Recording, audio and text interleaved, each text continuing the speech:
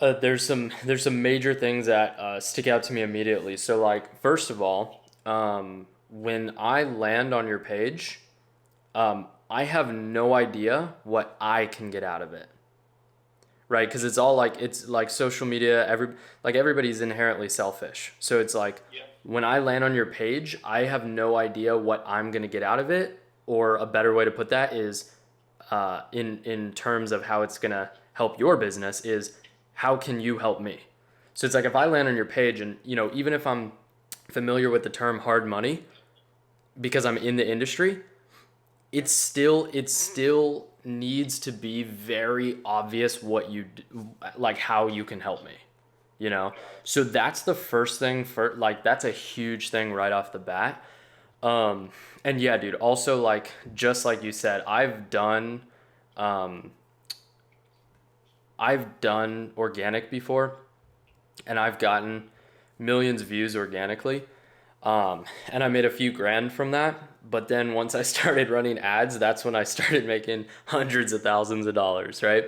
And so it's like, it's just such a it's just such a leverage point, and it's just like organic is cool, and if you can get into it and really analyze it and really grow it. But honestly, dude, growing organically is like running a business in and of itself. And the problem with that is then you don't have any time for your actual business, and then you're not making any money.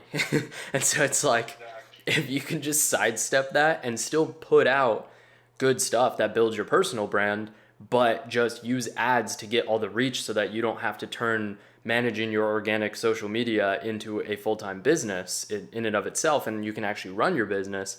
That's when Yeah. the magic really starts to come into play.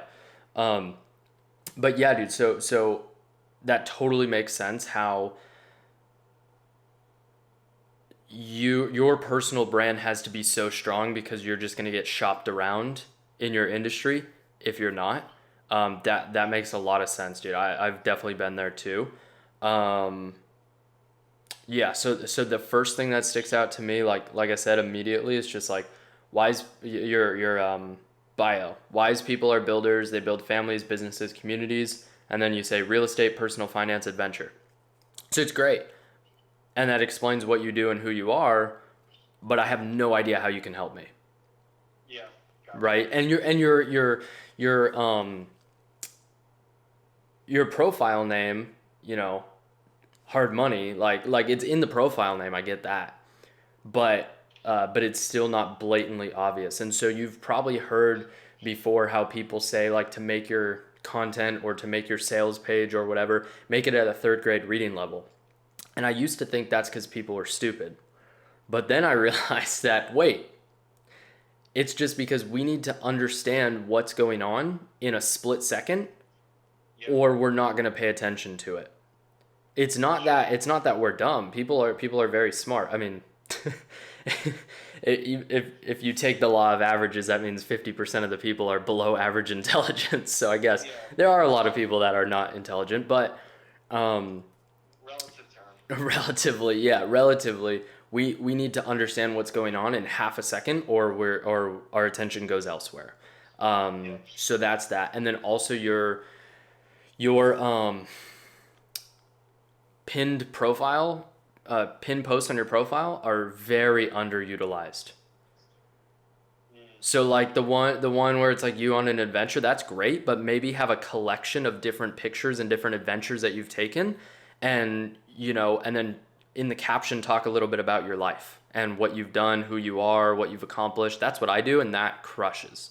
Because then people get to know you immediately. And then Yeah. a lot of times also people will pin like their top content, right? Their top performing organic thing. And like while that may be great because you're showing people, oh look, I got views, it's a little bit of a social proof. The problem with that though is that if that piece of content went viral for the wrong reasons, and it's not actually a piece of content that's going to get people to move closer towards working with you, then it's negligible. Like then there's no point of Right. having it, right? So it's Got it.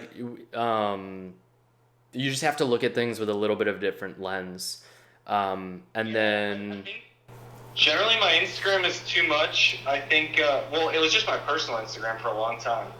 yeah, So I think that is showing, right? Yeah, dude, and like I said, I mean, there's nothing wrong with it. I mean, we've all started off that way, for sure. Also, the hard money podcast is cool, but in the highlight, instead of saying HMM, I would just say like pod, so that people immediately know what it is, right? I don't even have to second guess it. Just little things like that make a big difference. And then your link in bio, same thing. Like, okay, contact info. For you. That's probably the most important thing to have at the top, 100%. Yeah. Investor financing, great. And then software for money coaches under construction. That feels a little bit out of place. Ooh, it's actually not under construction either. I just haven't updated that in a long time. Yeah, so yeah, you'll have to figure out how you want to do that. Um, because you have a couple different things going on. Yeah. You know, because you're doing the hard money lending and then you're also building that software. Yeah. Yeah. So you're gonna have to figure out how you can separate those two things. Now, because people are gonna get confused, and confused people don't take action. Got it. So you have to make it super, super clear. Now, I know I've just been bagging on you for the last few minutes. Your content though is your content though is really great. I would say like little things here and there, like this one with the HELOC, where you're like, in my mind, from a hard money perspective, because I see people use HELOCs, I actually think they're underutilized. That hook took way long to get to. So if you open the hook with, I think HELOCs are severely underutilized, that's a way better hook than from my hard money lending perspective. Like nobody gives a crap. You know what I mean? So like I would reverse that. Do the hook first. Do the hook first. So it's like HELOCs are highly underutilized. And then you give yourself authority because from my hard money lending perspective, this is what I think about it, right? So it's hook, then authority, then you give them why instead of the authority first, because they have no reason to care about your authority because you haven't hooked them in yet. So just like little things like that here and there. Just like I said, it's just little tweaks. But like I said, overall, your content's great. Excuse me, content's great. I love how you're on stage and like talking about things like that gives you a lot of authority, like being on stage, having a microphone in your hand, like doing trainings. Like, dude, if I look at that, you know, I would possibly, if you have a really good one of those, I would pin that as one of your pinned posts or your pinned reels, right? Because like that gives you a lot of authority and credibility. And so even if you change it later, but just for now, that would be, you know, a lot better than the than the house makeover one that you have right now. Even though that one's funny and I like it, it's like it's not, Yeah. it doesn't help Doesn't you in really any help me way. achieve anything. Exactly.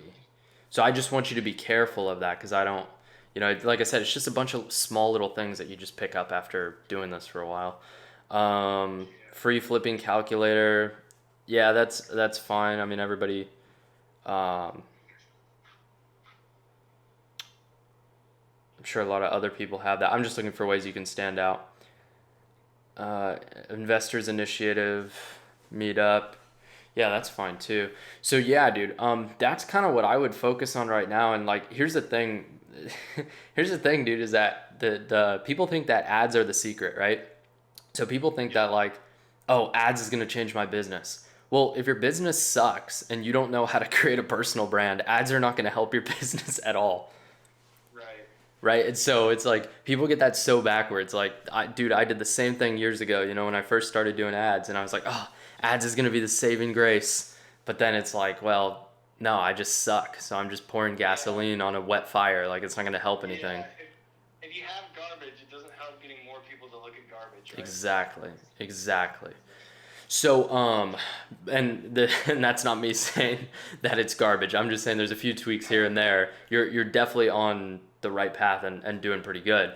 I'm just saying in general, like don't think of ads as your saving grace, but like you definitely have um, a good amount of content. You're hitting the right points. You're showing authority. You're doing the podcast and clip farming that, which is great. Like that makes it easy to make content. You're doing good with your personal brand. I would sprinkle a little bit more personal stuff in there. Seems like you do pretty well on stories, but just like in the feed as well. Because you have it kind of at the top, but I would like sprinkle that in every couple posts. Just like, dude, my favorite thing to do is life lately posts.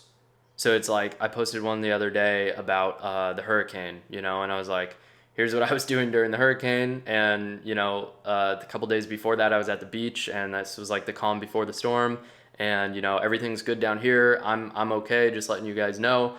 Pray for everybody up north because it's really rough up there. Like just a life lately post, dude, and it gets like 4 times the engagement of normal posts, right? Because people care about you, and just like you said, you have to be that personal brand, and like if that's what you're going for, because in your specific industry is very important, but in every industry it is important, but for you specifically it is literally like that could be the downfall of your business if it's not good. Yep. Yep. Because you're just going to get underbid. Yep. Yeah, it's really important, dude. When people that I know reach out to me through Instagram, I frequently like don't even have to quote them terms. Yeah. Anyone else, bro? It's just call every lender I know. Shop terms. Sucks. Yeah. Exactly. Do you have any questions for me off of any of that stuff that we just went over, and then any other questions in general that came to mind? Of the stuff that we just went over, not so much. Yeah, I agree with everything that you've mentioned. I'm also, if you haven't noticed, I consider myself very coachable, so you're not going to offend me. I wanted to get on the phone with you because I want to learn about this, because I think it's going to be, like, I've determined that the channel that I want to use for my business is Instagram. Yeah. And I know that I'm fairly good at it. Yeah. But I know I have a lot to learn. And so that's what, like, basically I'm like, yo, dude, the way to learn, to hack that, is to pay someone who already knows how to do it to help you. Yeah, for sure. So, For sure. yeah. For quick question that I had that just popped up. For your podcast, do you have that on YouTube too? Okay, so yes and no, but pretty soon, yes. Okay, that's literally top priority right now. Really? Okay. You're gonna get such high quality leads by coupling Instagram and YouTube together, and using Instagram as your top of funnel to kind of initially get people into your world, and then using Instagram to nurture the crap out of them and just get them so bought into you. And podcast is a great way of doing that. Longer form videos, all that stuff. Okay, so tell me if I'm on the right track with this. So basically, I'm using StreamYard right now. Mm-hmm. I'm moving away from that platform because basically they just doubled the price for they didn't change anything. Okay. And I'm limited to 3 platforms unless they wanted me to upgrade, and I was like, whatever, I don't really care that much. But I'm going to move over to Riverside, and then I'll have the ability to, I also send it over to Facebook, LinkedIn. I do a lot of stuff through Facebook as well. Facebook and Instagram are very closely linked to me. Yeah. It's just, the only difference really is age. Like, if someone's in their 30s, it's more likely that they engage with me. Actually, I would say mid 30s to 40s, they'll usually connect with me on Facebook. But then anyone under that is Instagram, but very closely linked. So I send my streams right now to Facebook, LinkedIn, and Instagram, but pretty soon it's going to be all of those 3, and then YouTube and potentially TikTok as well. I don't really get a lot of leads through TikTok. I've only gotten a handful. Yeah, TikTok is hard. TikTok is harder, but I know I've never been a huge advocate for TikTok. I know they're doing a lot right now with e-commerce and stuff, but in terms of coaching and services and selling your doing hard money lending, that service, like, that's a tough thing to do on TikTok, because people are there to be entertained, right? People are on Instagram. Like, you have to look at what people are doing on different platforms. I agree. I really like Instagram because people are on Instagram to be social, but they're also open to education. On YouTube, people are looking for education, or they're looking to be entertained, but it's very high intent on YouTube, which is why it works so well. Because they're actively looking for a solution. They're actively looking to be educated. And then Facebook, same. It's similar to Instagram, but I think it's leans more social. Like it's just a social platform, right? It's how everybody kept in contact from, our the generation above us, right? So, Instagram is social first, but people are open to being educated, which is why it works so well Yeah. for personal brands. Yeah. Got it. Yeah. Yeah. So I would roll with Facebook, Instagram, and YouTube for you. Cool. I think that's your best bet. Gotcha. Yeah. Also, like, dude, people who are fixing and flipping properties, not a lot of them hang out on TikTok. Like, that Exactly. just simply is. Exactly. Or they're just like showing off what they're doing and making viral videos, but they're not really like getting deals or it's just people watching because they want to make money too, and then they're just educated. They're just they're not the right demographic is what I've found. Yeah. But there is a lot of people on TikTok, so like it can still work, don't get me wrong, but I just in general it's just not my favorite. Yeah. Dude, here's the one downside to running ads though, is that a lot of times it'll slightly kill your organic reach. Will it? It will, but here's the thing, bro, is that you will make so much more money. It honestly doesn't even matter. Yeah. Like here's the thing, dude. If you're like honestly, if you want to put out content and you want to do that for the next 10 years and you just want to grow it without ads and you're just going to put your head down and work and spend a bunch of money and time investing into organic content and tapping into the algorithms like I said, or like doing organic, like growing on Instagram organically, or for in reality any platform, is honestly a full-time job in and of itself. So if you're willing to do that, that's fine. But honestly, if you're trying to grow a business and make money, you have to use ads, bro. Like it's just not the same anymore. It's not the same. Like I remember years ago when I first started posting content online, 4 years ago now. Dude, I was posting like decent quality, and that was like when Instagram Reels were still kind of new and they were competing with TikTok, so they were just pushing them like crazy. And I was getting 5,000 views per reel every single time I posted, and I would have some pop off to 40, 50,000 every couple reels. And it's like it was so easy. It was so easy. But it's just not the same anymore. And Instagram is a matured platform now, and so there's kind of that rule of like, obviously, I don't know if you watch TV anymore. I haven't watched TV in years, but like on TV, they would have roughly 40. I think it's 43 minutes of the actual show compared to 17 minutes of commercials. So it's roughly a three-quarter ratio, right? So it's 25% ads, 75% value. And so what happens is now if you look on these mature platforms like Instagram and you scroll through the feed, if you get 4 posts, 1 out of every 4 posts is an ad. And so they've reached that level of maturity like TV has. And it hits that limit. And if they do any more ads than that, people are going to stop going on Instagram. People already get annoyed, bro, at all the ads. I see people complain about it. And so it's like they're a mature platform now. And so when they were trying to compete with TikTok and push the reels and push the short form, it was going crazy organically. And it was really easy to grow because they had, like 1 ad for every 7 or 8 posts. And now it's 1 ad for every 4 posts. And so it's a very different landscape. So keep that in mind. So like I said, if you want to like stick it out for the long haul and just like really focus on building it organically, that's fine. For your YouTube, I would keep that organic, but if you can use your Instagram top of funnel, use ads to bring those people in, and then filter them through YouTube and start growing YouTube and then do YouTube organically, that crushes. You can also retarget people who watch your YouTube organically with retargeting ads, and that won't hurt your YouTube organic reach. So there's different strategies you can do, but that's kind of the reality of it. And so it's like that's a conscious decision that you're going to have to make, knowing what you're getting yourself into. Got it.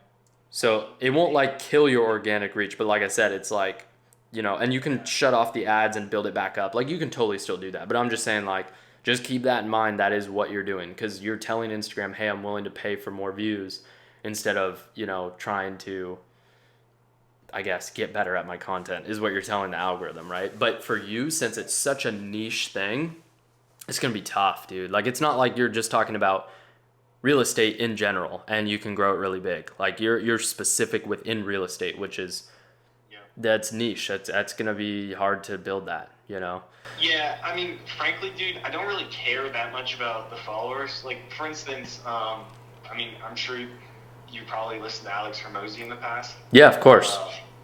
Yeah, so I've been listening to him more as I've gotten more like, I'm good on sales.